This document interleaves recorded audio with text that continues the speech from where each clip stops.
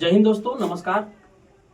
आज इस वीडियो में होमगार्ड की बहाली प्रोसेस के बारे में बताने जा रहा हूं। तो यदि आप होमगार्ड के वैकेंसी को भरना चाहते हैं तो आपके लिए यह वीडियो महत्वपूर्ण हो सकती है। आज अपने साथी परदेसी युवाओं के साथ मैं इस वीडियो में इस बहाली रिलेटेड सारे बिंदु पर बात करने जा रहा हूं। तो कृपया करके मेरे चैनल को सब्सक्राइब कर लें, लाइक करें, कमेंट करना ना भूलें। तो बोलिए। हेलो दोस्तों, सभी हमारे व्यूअर्स साथियों को जय हिंद।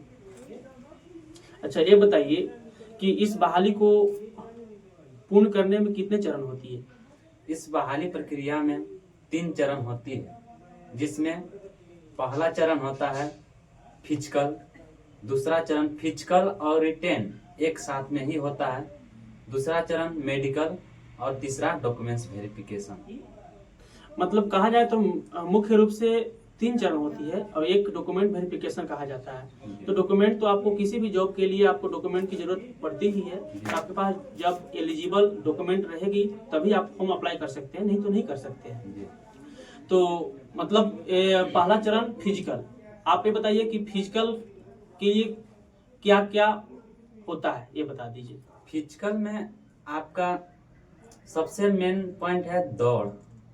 दौड़ कितनी होती है? दौड़ 1600 मीटर का होता है, जिसमें 6 मिनट में उसको पूरी करना होता है। और अच्छा, आप ये बताइए 6 मिनट के अंदर 1600 मीटर दौड़ पूरी करनी होती है, तो क्या 6 मिनट के अंदर जितने भी बंदे आएंगे सभी को पकड़ा जाएगा या फिर कुछ उसमें लिमिट होती है? जैसे टीए आर्मी हो गया या फिर आर्मी की दौड़ जो होती है उसमें कुछ ही लोगों को पकड़ा जाता है? नहीं, इसमें 6 मिनट के अंदर जितना भी लोग आ जाते हैं वो सबको पकड़ा जाता है। 6 मिनट के अंदर जितने भी बंदे आएंगे यानी आप रनिंग क्वालिफाई हो जाएंगे। जी। इसके बाद रनिंग क्वालिफाई करने के बाद क्या होता है? रनिंग क्वालिफाई करने के बाद उसका जो हाइट और चेस्ट की माप की जाती है। जी। हाइट कितनी चाहती है? हाइट इसमें जनरल और ओबीसी के लिए 162 सेंटीमीटर, एसी एसटी के लिए 157 सेंटीमीटर, और लड़कियां के लिए? लड़की के लिए और लड़कियां के लिए 148 सेंटीमीटर। जी। लड़कियां की चेस्ट की माप नहीं की जाती है? नहीं, लड़के की चेस्ट की माप नहीं की जाती है, केवल लड़का। जिसमें जनरल और ओबीसी के लड़के के लिए 89 सेंटीमीटर चेस्ट और एसी और एसटी के लिए 76 सेंटीमीटर। जी। अब इसके बाद उस दिन हाई जंप और लॉन्ग जंप और गोला फेंक की प्रक्रिया भी होती है। बताइए कि हाई जंप कितनी होती है? हाई जंप इसमें क्वालिफाई 4 फीट का होता है, जिसमें आप जितना अधिक मारेंगे उसमें पॉइंट मिलता है। जी। और long jump? Long jump 12 feet का होता है। और गोला फेंक? गोला फेंक क्वालिफाई केवल होता है, जो कि 15 से 16 फीट का होता है। जी।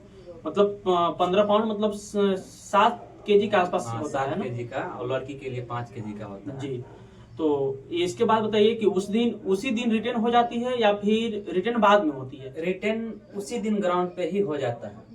तो रिटर्न का क्या प्रोसेस है? रिटर्न क्वालिफाई होती है या फिर उसमें क्या भी नंबर ऐड किया जाता है मेरिट लिस्ट में? रिटर्न केवल क्वालिफाई होता है, जो शुद्ध लेखन का होता है, हिंदी लेखन का है, जिसमें श्रुत लेख और आवेदन एक लिखा जाता है, जो कि 100 मार्क्स का होता है, जिसमें 30 या 33 मार्क्स लाना अनिवार्य होता है। मतलब कहा जाए तो एक केवल क्वालिफाई मार्क्स का है। हाँ। रिटर्न में कोई जान नहीं है। नहीं है। यानी जो भी है फिजिकल पे ही यह वैकेंसी टिकी हुई रहती है। जिसका फिजिकली मजबूत हो वो मतलब यह बाजी मार सकता है। हाँ, बाजी मार सकता है। जिसका पकड़ फिजिकल में ज्यादा है वो बाजी मार सकता है। और मेडिकल में क्या होता है? आप मेडिकल में बता सकते हैं कि मेडिकल हार्ड होती है या नॉर्मल होती है?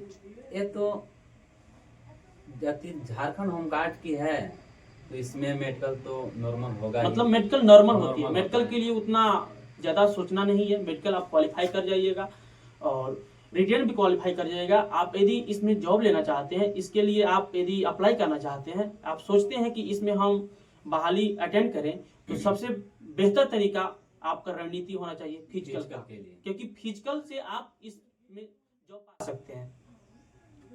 तो उम्मीद करते हैं कि हमारा वीडियो आप लोगों को पसंद आएगा और इन्फॉर्मेटिव वीडियो होगा, इसलिए मेरे चैनल को सब्सक्राइब कर ले। अंत फिर से मैं बोलना चाहूँगा कि किसी भी तरह के यदि आपको कोई जानकारी चाहिए तो आप मेरे कमेंट बॉक्स में कमेंट कर सकते हैं।